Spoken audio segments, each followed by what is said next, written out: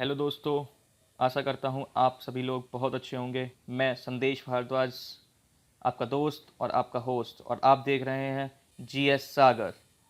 जैसा कि current affairs की इस सीरीज़ में आज हम सेकंड जून के सेकंड वीक के हम करंट अफेयर्स को डिस्कस करेंगे, जिसमें हम बहुत ज़्यादा इंपॉर्टेंट चीज़ें देखेंगे, जैसे पर्सनालिटीज़। कुछ इंपॉर्टेंट पर्सनालिटीज़ का अपॉइंटमेंट हुआ है, कुछ अभी रिसेंटली पास डेथ हुई है जिनकी, उन्हें कुछ अवार्ड्स हैं, कुछ सम अदर्स चीज़ें हैं।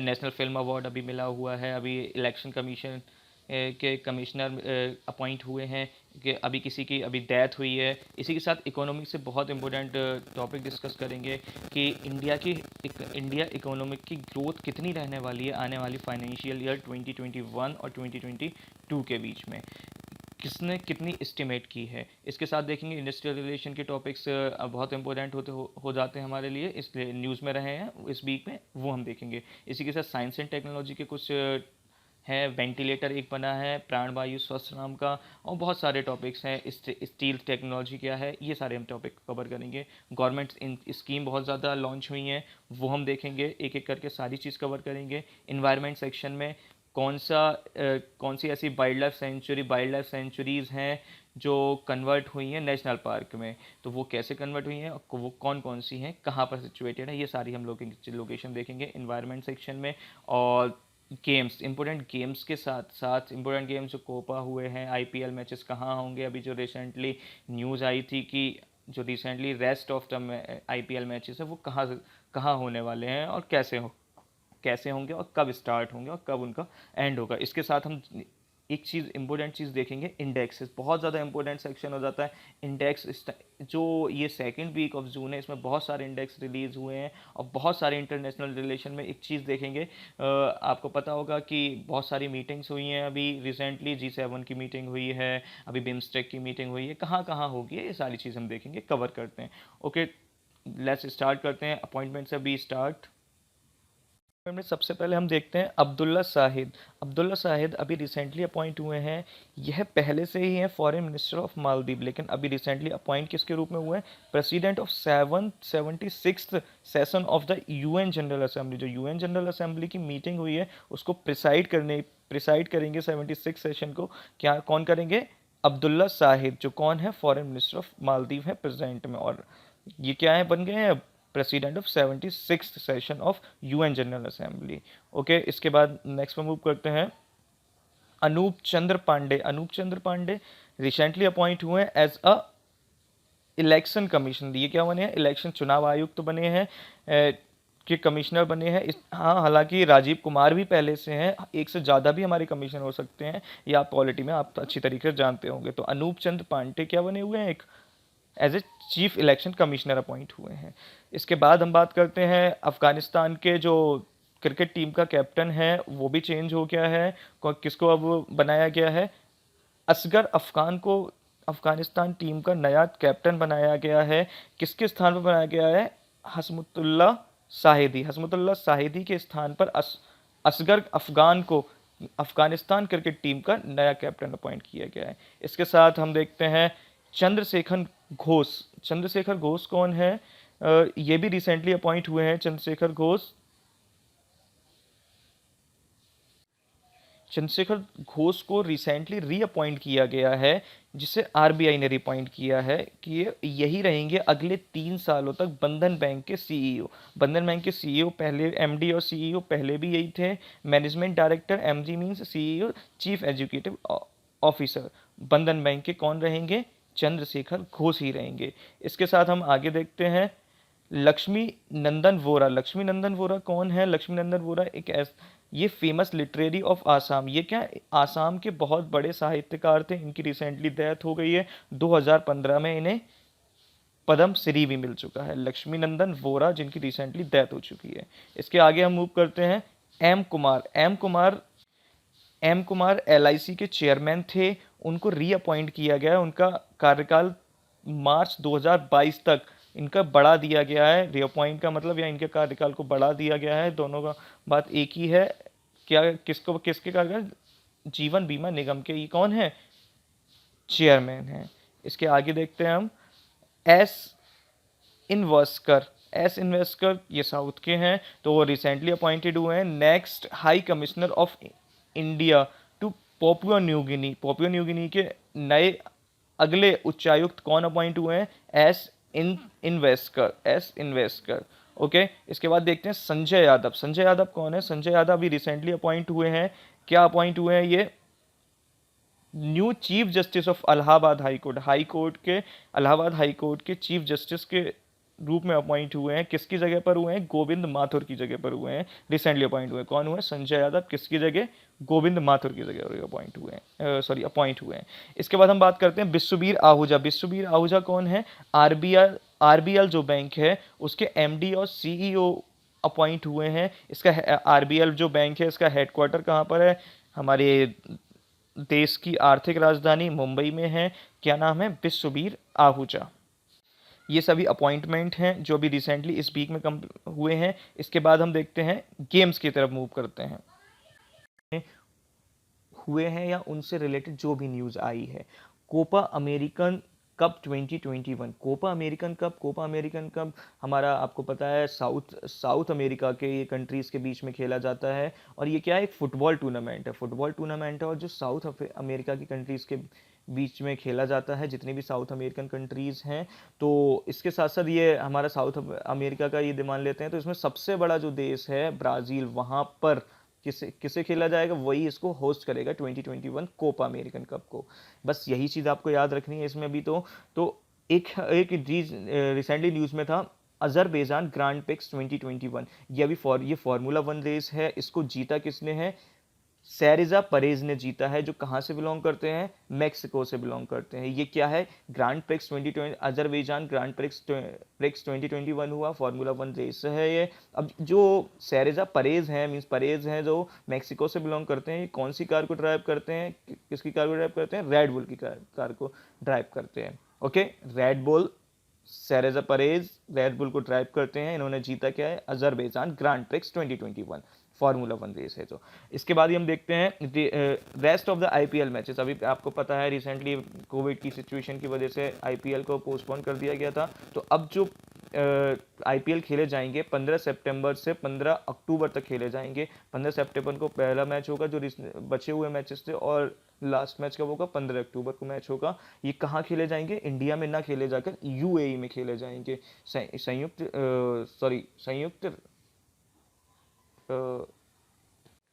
अरब अमीरात में। ओके, इसके बाद में हम देखते हैं ओलंपिक गेम्स। जो ओलंपिक गेम्स होने वाले हैं, ओलंपिक गेम्स होंगे, सबसे स्टार्ट कब से होंगे? 23 जुलाई 2021 से स्टार्ट होंगे, और कब तक होंगे? 8 अगस्त तक होंगे।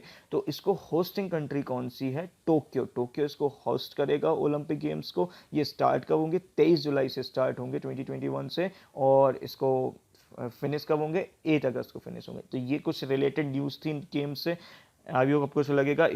इसके बाद हम आगे मूव करते हैं, इन्वायरमेंट से रिलेटेड क्वेश्चंस को देखते हैं।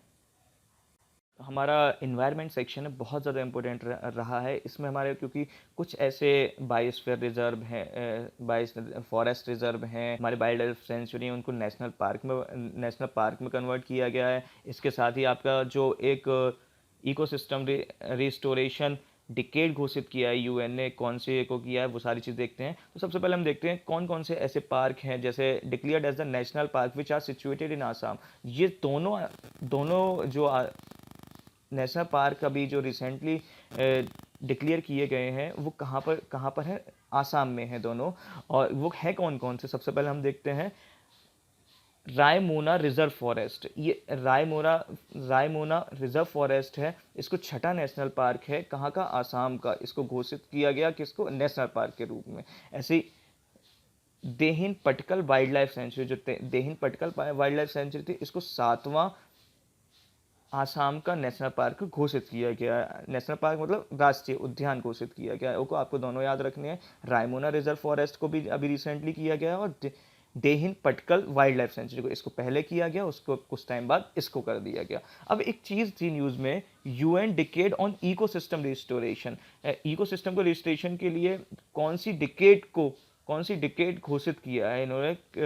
यूएन ने, यूनाइटेड नेशन ने 21 से लेकर 2030 तक जो ये डिकेड आने वाला है, ये कैसा है? इकोसिस्टम रिस्टोरेशन डिकेड घोषित किया है। यूएन असेंबली डिक्लेयर, जिससे पहले ही 2019 का एक प्रपोजल आया था में ही डिक्लेयर कर दिया गया था कि 2021 और 2030 हमारा क्या होगा, इकोसिस्टम रिस्टोरेशन डिकेड होगा। ओके, इसके बाद में हमारा देखते हैं the state of the India's environment report 2021। एक अभी इंडिया से रिलेटेड एक रिपोर्ट इन्वायरमेंट के रिलेटेड रिपोर्ट जारी की गई है, जिसमें एसडीजी गोल होते हैं, सस्टेनेबल डेवलपमेंट गोल हैं, 17 एसडीजी गोल्स हैं, उसको कौन से स्टेट ने, कौन इंडिया ने कौन कितना अचीव किया है, एसडीजी गोल्स को कितना अचीव नहीं किया है। पहले उसकी रैंक क्या थी, 2021 में उसकी रैंक क्या थी, और 2020 में उसकी रैंक क्या थी, और 2021 में उसकी रैंक क्या होने वाली है, देखते हैं। देखिए 2021 में उसकी रैंक अब कितनी आई है, 117, 2 स्थान ये नीचे गिर गई है। पहले इसकी रैंक, क्योंकि 2020 में इसकी रैंक 115 थी, 115 से इसकी रैंक अब कितनी रह गई है, रह गई 117 हो गई है, मतलब 2 स्थान ये कम हो गई है, नीचे गिर गई है। ओके, इसके बाद कुछ 2 इम्पोर्टेंट न्यूज़ आई हैं, कुछ स्पीसीज की डिस्कवरी हुई है और नई स्पीसीज आई हैं मोनाल की, और एक क्या है, सागर आरक्षण सेकंड। सागर आरक्षण सेकंड क्या है, ये एक ऑपरेशन है, operation to tackle the environment threat posed by sinking of the MB express off the coast of the Sri Lanka.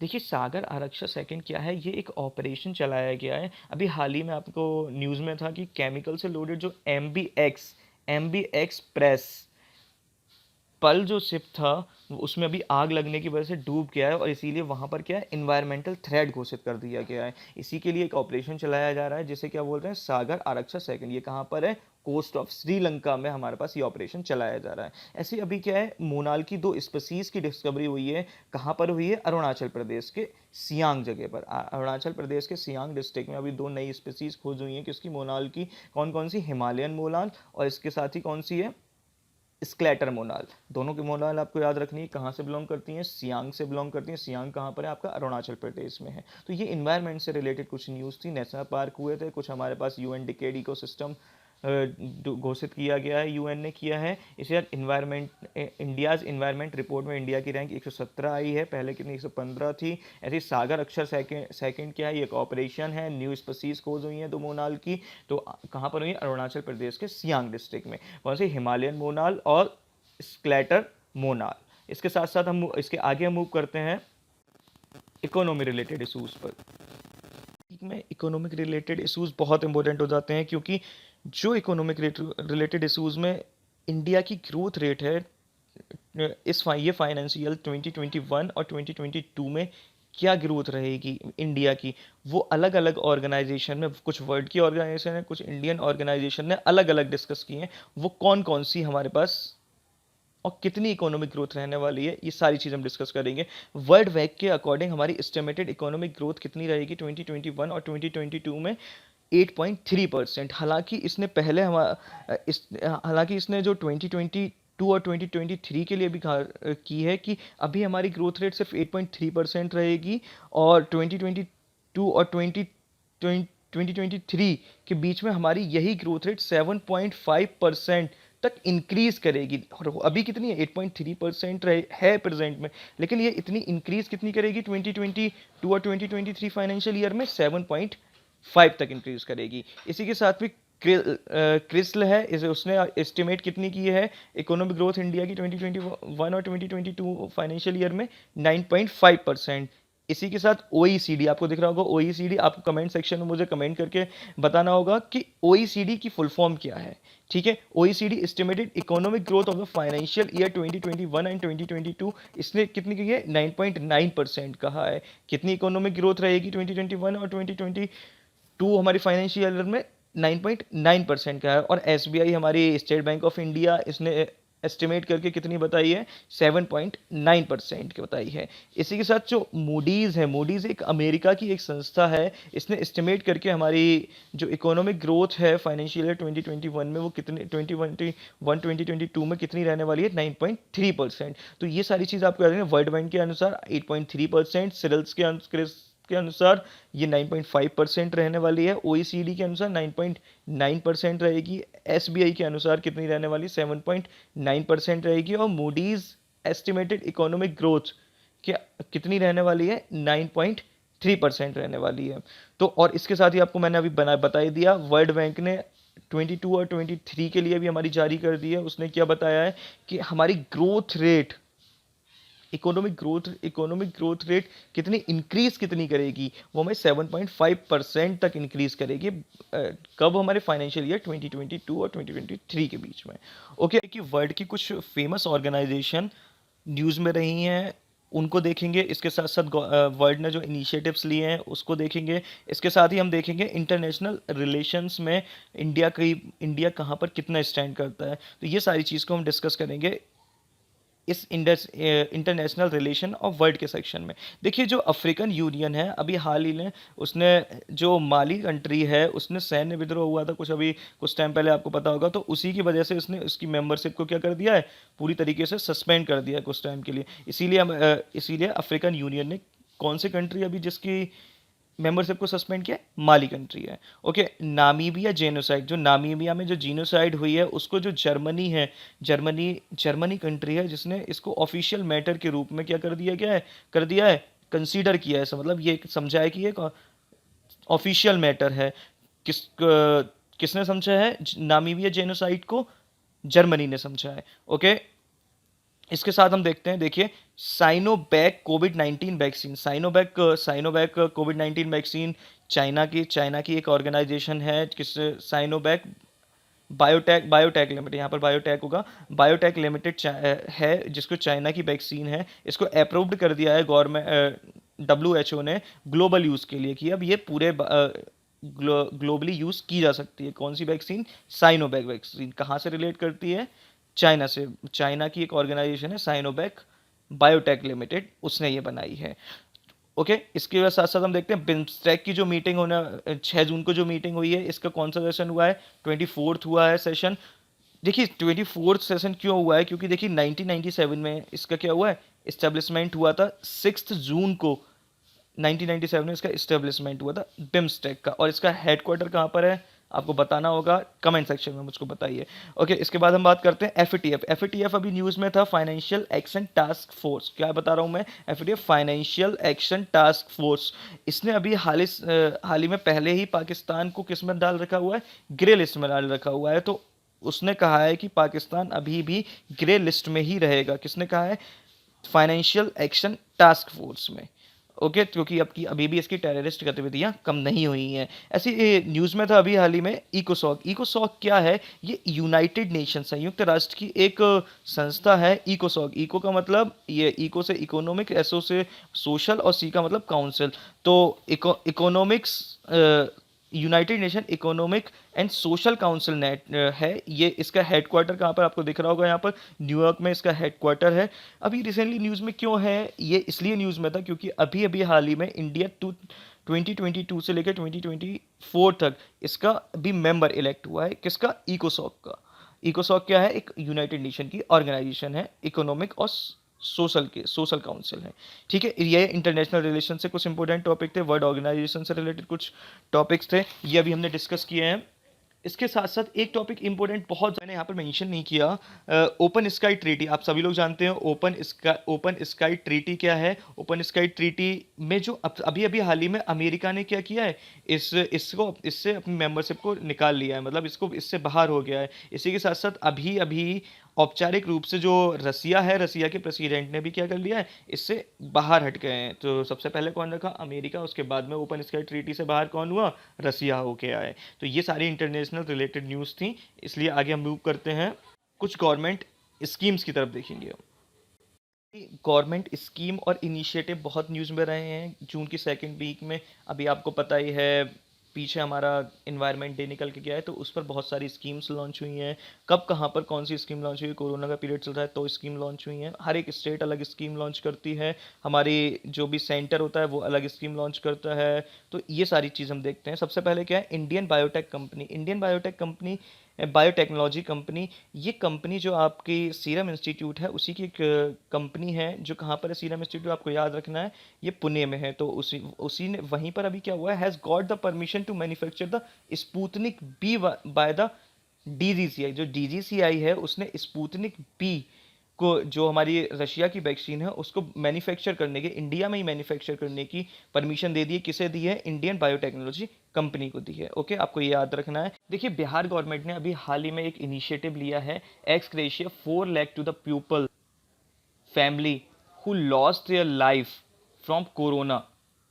मतलब जो ऐसे लोग हैं जिन्होंने कोरोना से अपनी जान दे दी है, कोरोना में उनकी जान चली गई है, उनकी फैमिली को, पर फैमिली को 4 लाख रुपए दिए जाएंगे। किससे? सीएम राहत कोष से दिए जाएंगे। कि ऐसा इनिशिएटिव किसने लिया है? कोरोना के लिए बिहार गवर्नमेंट ने लिया है। आपके इसी के साथ में एक और योजना लॉन्च हुई है, जहां वोट वहां वैक्सीनेशन। जहां वोट वहां वैक्सीनेशन वाली पॉलिसी अपनाई है, जो इनिशिएटिव है, जो कि कहाँ का है, ये दिल्ली गवर्नमेंट ने लिया है, जो अरविंद केजरीवाल है उन्होंने लिया है। क्या लिया है? जहां वोट वहां वैक्सीनेशन। इसके बाद ही एक और है, for improving the condition of the MSME. MSME micro small medium enterprises. देखिए, अभी कोरोना का पीरियड चल रहा था। कोरोना पीरियड में जो एमएसएमई सेक्टर था पूरी तरीके से डाउन हो चुका था। तो इसको इम्प्रूव करने के लिए, इसकी कंडीशन को इम्प्रूव करने के लिए, जो वर्ल्ड बैंक ने $5,000 मिलियन इंडिया को देने के लिए, एमएसएमई सेक्टर को प्रोवाइड कराने के लिए कहा है। तो ये कौन देगी? वर्ल्ड बैंक देगी। कितना देगी? $5,000 मिलियन देगी। किसके लिए? एमएसएमई सेक्टर को, की कंडीशन को इंप्रूव करने के लिए इंडिया में। इसी के साथ देखिए, यहां पर आपको दिख रहा होगा स्वास्थ्य। स्वास्थ्य क्या है? व्हाट इज स्वास्थ्य? आपको क्वेश्चन पूछ लेगा, स्वास्थ्य क्या है। तो स्वास्थ्य क्या है, ऑब्जेक्टिव देखते हैं, इसका उद्देश्य क्या है। टेक्निक, ये क्या एक प्रकार की टेक्निक है, technique of a disinfect water by using the natural. देखिए, नेचुरल ऑयल से जो डिसइंफेक्ट वाटर होगा, उससे उसकी जो डिस इन्फेक्शन होगा उसको दूर कर दिया जाएगा। किसके? नेचुरल ऑयल के थ्रू। यही टेक्निक को क्या कहते हैं? हम स्वास्थ्य बोल रहे हैं। तो इसको डेवलप किसने किया है? CSIR NCL। एनसीएल को, CSIR तो आपको पता होगा, मैं NCL बताता हूँ। इसका मतलब क्या है NCL का? National chemical lab. National chemical lab CSIR के अंडर में ही आती है। ये इसका हेडक्वार्टर कहाँ पर है? पुणे में है। ये कहाँ पर है? CSIR NCL कहाँ पर है? पुणे में है। इसी के साथ में देखिए, एक और स्कीम लॉन्च हुई है, मुख्यमंत्री किसान मित्र योजना। जो किसानों की सिचुएशन है, उसकी उनको जो भी आपको देखा होगा, ट्यूबवेल के लिए उनको लाइट की ज़रूरत पड़ती है, तो लाइट में बहुत ज़्यादा बिल जाता है। तो उसी की हेल्प के लिए हमारी राजस्थान गवर्नमेंट है, उसने एक स्कीम, राजस्थान गवर्नमेंट है उसलिए इसकी स्कीम चलाई है, मुख्यमंत्री किसान मित्र योजना, जिसमें पर 1,000 per month to the agriculture electricity consumer. जो कृषि से रिलेटेड कंज्यूमर है, इलेक्ट्रिसिटी को कंज्यूमर है, उन्हें 1,000 रुपये पर मंथ दिए जाएंगे। कौन देगी? मुख्यमंत्री किसान मित्र योजना के अंतर्गत राजस्थान सरकार देगी। किन्हें देगी? रूरल हाउस होल्ड फार्मर्स को देगी। ठीक है। इसी के साथ कुछ इनिशिएटिव्स लिए गए हैं, उन इनिशिएटिव्स को देखते हैं। इंपोर्टेंट इनिशिएटिव्स लिए गए हैं। ऑक्सीवैन। ऑक्सीवैन, व्हाट इज ऑक्सीवैन? ऑक्सीवैन क्या है? In the territory of the 80 एकड़ in the Karnal district of Haryana. देखिए, एक अभी ऑक्सीजन की बहुत कमी हो गई थी, उसी के लिए एक ऑक्सीवैन बनाई जा रही है। कहाँ पर बनाई जा रही है? हरियाणा के करनाल डिस्ट्रिक्ट में बनाई जा रही है। कितनी लंबी होगी ये? 80 एकड़ में फैली हुई होगी। ये कब घोषणा की गई है? जो हरियाणा गवर्नमेंट ने, जो वर्ल्ड इन्वायरमेंट डे होता है 5 जून को, उस दिन ये घोषणा की कि ऑक्सीवैन बनाई जाएगी। कहाँ पर? हरियाणा की करनाल डिस्ट्रिक्ट में। ओके, इसी के साथ में एक मिशन लॉन्च हुआ है, knowledge economy mission. Knowledge economy mission आपको पता है, ज्ञान का भंडार कहाँ है? सबसे ज़्यादा एजुकेटेड पीपल कहाँ? केरला में है। तो केरला गवर्नमेंट ने ये क्या है, उनके लिए जो एजुकेटेड पीपल हैं उनको एम्प्लॉयमेंट देने के लिए एक स्कीम लॉन्च किया, एक मिशन लॉन्च किया है, जिसे क्या बोलते हैं? Knowledge economy mission, to give the employment for the educative youth. जो भी यहाँ की यूथ है उनको एम्प्लॉयमेंट प्रोवाइड कराने के लिए केरला गवर्नमेंट ने एक मिशन लॉन्च किया है, जिसका नाम क्या है? Knowledge economy mission. इसी के साथ एक और, इस सेंट्रल गवर्नमेंट के जो प्लानिंग कमीशन था पहले, अब वो प्रेजेंट में नीति आयोग बन चुका है। तो नीति आयोग ने पीरामल फाउंडेशन के साथ में, किसके साथ में? पीरामल। आपको याद रखना है, इंपॉर्टेंट चीज़ है ये। नीति आयोग ने पीरामल फाउंडेशन के साथ में एक स्कीम लॉन्च की है, सुरक्षित हम सुरक्षित तुम। क्या है स्कीम? सुरक्षित हम और सुरक्षित तुम, ये स्कीम लॉन्च करी है। किसने लॉन्च की है? नीति आयोग और पीरामल फाउंडेशन ने मिलकर इसके इन्होंने क्या किया, इसमें है क्या, सुरक्षित for the treatment of the minor Covid patient at home, मतलब जो भी माइनर सिम्टम्स हैं जिसमें कोविड 19 के, तो वो क्या रहेंगे, वो घर पर ही रहकर अपना ट्रीटमेंट कराएं। इसीलिए उन्होंने क्या एक ये स्कीम लॉन्च करी है। कौन सी? सुरक्षित हम और सुरक्षित तुम। ये कहाँ पर लॉन्च की गई है? 112 डिस्ट्रिक्ट में ऐसी एक सुविधा बनाई है। किसने? नीति आयोग और पिरामिल फाउंडेशन ने। देखिए, इसके साथ ही दो चीज़ें बहुत इंपॉर्टेंट हैं, जो कुछ इंपोर्ट हो रहा है, कुछ एक्सपोर्ट हो रहा है, जो हमारी इंडियन नेवी के लिए इंपॉर्टेंट हो जाती है। AHL-M3 हेलीकॉप्टर, जो AHL-M के 3 हेलीकॉप्टर है, ये कहाँ बना हुआ है? इंडिया में ही बना हुआ है। इंडिया में किसने बनाया है? HAL कंपनी ने बनाया है। ये AHL का मतलब क्या है? Advance light helicopter. क्या है? Advance light helicopter. ये क्या? इंडिजिनस है, इंडियन मतलब भारत में ही बना हुआ है। ये हाल ही में न्यूज़ में क्यों है? क्योंकि इंडियन नेवी ने अभी 3 इंडियन नेवी ने इसको क्या इंट्रोड्यूस किए गए। भारतीय नेवी, भारतीय नौसेना में इसको अभी AHL-M के 3 हेलीकॉप्टर को इंट्रोड्यूस किया गया है। इसी तरह से MH-60 रोमियो हेलीकॉप्टर है। ये क्या है? देखिए, आपको इसको थोड़ा सा बैकग्राउंड जानना होगा। 2020 में, क्या बोल रहा हूँ मैं, 2020 में एक ट्रीटी हुई थी इंडिया और एक डील हुई थी अमेरिका और इंडिया के बीच में, कि इंडिया जो अमेरिका है, इंडिया को 24 कितने देगा? 24 MH-60 रोमियो हेलीकॉप्टर प्रोवाइड कराएगा। तो ये डील हुई थी इंडिया और कब हुई थी? 2020 में हुई थी। तो 24 देने हैं। तो हाल ही में इंडियन नेवी में 3 इंट्रोड्यूस आ चुके हैं। मतलब भारत में कितने इंपोर्ट हो चुके हैं? 3 हो चुके हैं। 3 will be introduce in the Indian navy which are coming from America, जो अमेरिका से आए थे। ये कुछ इनिशिएटिव्स थे, गवर्नमेंट की स्कीम्स थी। बहुत इंपॉर्टेंट सेक्शन है, याद रखना है आपको। आगे मूव करते हैं। जैसा कि मैंने आपको पहले ही बताया था कि कुछ इंपॉर्टेंट इंडेक्स हैं या फिर सूचकांक है, वो बहुत ज़्यादा इंपॉर्टेंट है। जैसे एनीमिया मुक्त भारत इंडेक्स। ये एनीमिया मुक्त भारत इंडेक्स कौन जारी करता है? आपको 2-3 चीज़ें याद रखनी है। कौन जारी करता है, फर्स्ट पर कौन है, ये सारी चीज़ें याद रखनी है। जो एनीमिया मुक्त भारत इंडेक्स है, इसे अभी हाल ही फिलहाल में जारी किया है health and family welfare, ministry of health and family welfare ने इसको जारी किया है। इसके साथ साथ आपको ये जानना होगा, इसमें प्रथम रैंक किसको रखा गया है? फर्स्ट पे आया है मध्य प्रदेश। एनीमिया मुक्त पूरी रूप से किसे कर दिया गया है?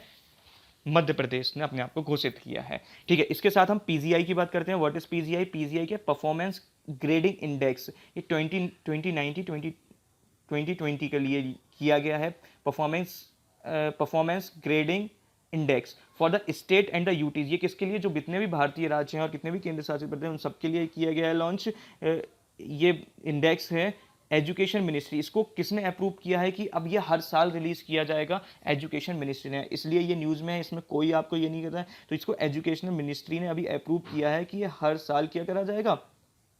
रिलीज किया जाएगा। इसीलिए देखिए, कुछ वर्ल्ड में जो टॉप रैंक यूनिवर्सिटीज़ हैं, उन्होंने अपनी रैंकिंग जारी की है कि वर्ल्ड में कौन सी टॉप रैंक यूनिवर्सिटीज़ हैं, और इसमें इंडिया की कुछ यूनिवर्सिटीज़ हैं, उनको भी हम देखेंगे। जैसे QS world university ranking 2020 top university in the, देखिए ये टॉप यूनिवर्सिटी को आपको मैंने बता दिया, ये जारी करती है। तो इसमें फर्स्ट पर कौन सी है? और इंडिया का जो सबसे पहला इंस्टीट्यूट है टॉप रैंक में, जो इंडिया में कितने नंबर पर है, वो वर्ल्ड में है। देखते हैं। क्या है? सबसे फर्स्ट नंबर पे आता है मैसाचुसेट्स इंस्टीट्यूट ऑफ टेक्नोलॉजी। जो इंस्टीट्यूट है ये फर्स्ट नंबर पर है। कौन सा है? Massachusetts institute of technology first number है। किसके अकॉर्डिंग है? क्यूएस वर्ल्ड यूनिवर्सिटी रैंकिंग 2020 के अकॉर्डिंग। और इंडिया का जो पहला इंस्टीट्यूट है जिसमें इसकी रैंकिंग दी है 177, आईआईटी बॉम्बे को 177th रैंकिंग मिली है। लेकिन ये इंडिया की जितने भी यूनिवर्सिटीज़ हैं उनमें नंबर 1 पर आता है। इसी के साथ साथ इसके Times Higher Education Asia university ranking. देखिए, जो टाइम्स हायर है, THE भी बोल सकते हैं इसको। THE full form means Times Higher Education Asia university. अगर ये एशिया के लिए रिगार्डिंग जारी किया जाता है तो ये एशिया यूनिवर्सिटी रैंकिंग बन जाती है, नहीं तो ये Times Higher Education university ranking बनता है। जब हम एशिया से रिगार्डिंग बात करते हैं तो पहले पर जो हमारा आता है उसका नाम क्या है? सिंगुआ, सिंगुआ यूनिवर्सिटी कहाँ पर है? चाइना में। चाइना की सिंगुआ यूनिवर्सिटी है, उसको टॉप रैंक पर रखा गया है। उसके बाद में हमारे पास इंडिया का कौन सा इंस्टीट्यूट रखा गया है एशिया में? नंबर वन एशिया में आता है, 37th रैंक पर आता है Indian institute of science Bangalore. कितने रैंक पर है इसकी? इसकी रैंक है 37।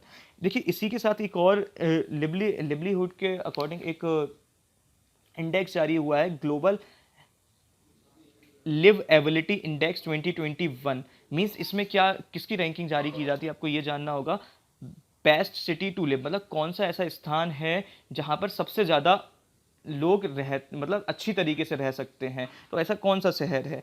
तो इसकी रैंकिंग जारी करता है, बहुत अच्छी तरीके से लोग रहते हैं वहाँ पर, तो इसकी रैंकिंग को जो जारी करता है वो कौन करता है? EIU करता है। EIU का मतलब क्या है?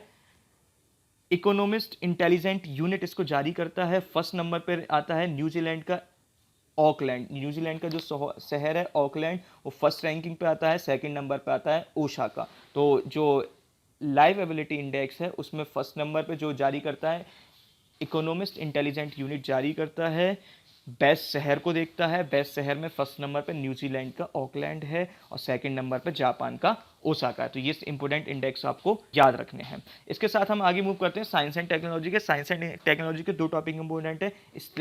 स्टील टेक्नोलॉजी क्या है? देखिए जो रशिया है, हाल ही में एक न्यूज़ आई थी, जो रसिया है, रसिया ने क्या किया है, अभी एक फर्स्ट नेवल शिप बनाने जा रहा है। जो क्या होगा, जैसे अभी हम डिटेक्ट कर लेते हैं कि हमारा जो शिप है वो कितनी दूर पर है, कहाँ है, लेकिन अगर उसने एक ऐसा शिप बनाने जा रहा है जिसमें स्टील टेक्नोलॉजी का यूज़ किया जाएगा, जिसमें हम डिटेक्ट नहीं कर पाएंगे कि हमारा जो शिप है वो कितनी डिस्टेंस पर है, कहाँ है।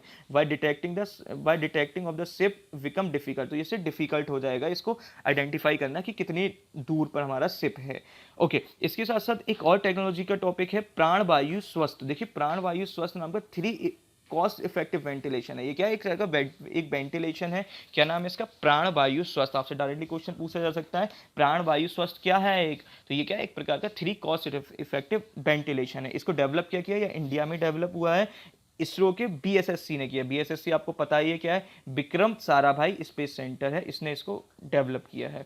ठीक है, आपको ये याद रखना है। इसी के साथ एक और टॉपिक है for detecting the tropical cyclone. देखिए अब ये ट्रॉपिकल साइक्लोन है तो ये सैटेलाइट के थ्रू सब डिटेक्ट किए जाते हैं, लेकिन अब क्या होगा, IIT खड़गपुर ने एक डिवाइस बना ली है जिसमें क्या होगा, over Indian ocean before the satellite. देखिए सैटेलाइट से पहले ही ये क्या है, IIT खड़गपुर के जो इंस्ट्रूमेंट एक बनाया है उसके थ्रू हम ट्रॉपिकल साइक्लोन को पहले से ही डिटेक्ट कर पाएंगे और इसको आगे जितने भी साइक्लोन के मैनेजमेंट में हम हेल्प कर पाएंगे, यूज़ कर सकते हैं बहुत आसानी से, बहुत जल्दी।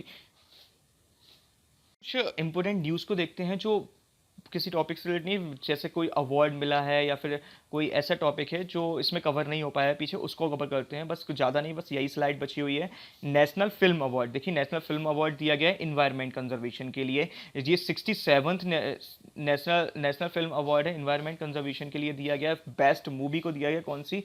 वाटर बिरुल को दिया गया। ये कहाँ की मूवी है? अरुणाचल प्रदेश की मूवी है। किसको दिया गया? वाटर बिरुल को दिया गया है। कहाँ की मूवी है? अरुणाचल प्रदेश की मूवी है।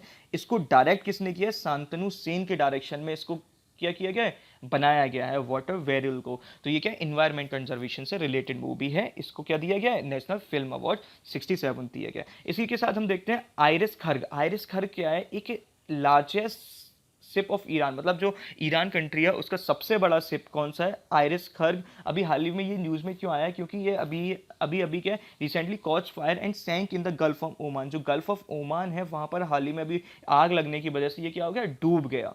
तो कौन सा डूबा? INS खर्ग। क्या नाम है? Iris खर्ग, sorry iris खर्ग। ये कहाँ का सबसे बड़ा शिप था? ईरान का सबसे बड़ा शिप था। डूब कहाँ पर गया? ये कहाँ पर है? गल्फ ऑफ ओमान में क्या आग लगने की वजह डूब गया। आशा करता हूँ आपको ये लेक्चर समझ में आया होगा, आपने पसंद करा होगा। तो शेयर कीजिए, सब्सक्राइब कीजिए, हंसते रहिए, मुस्कुराते रहिए। Thank you so much.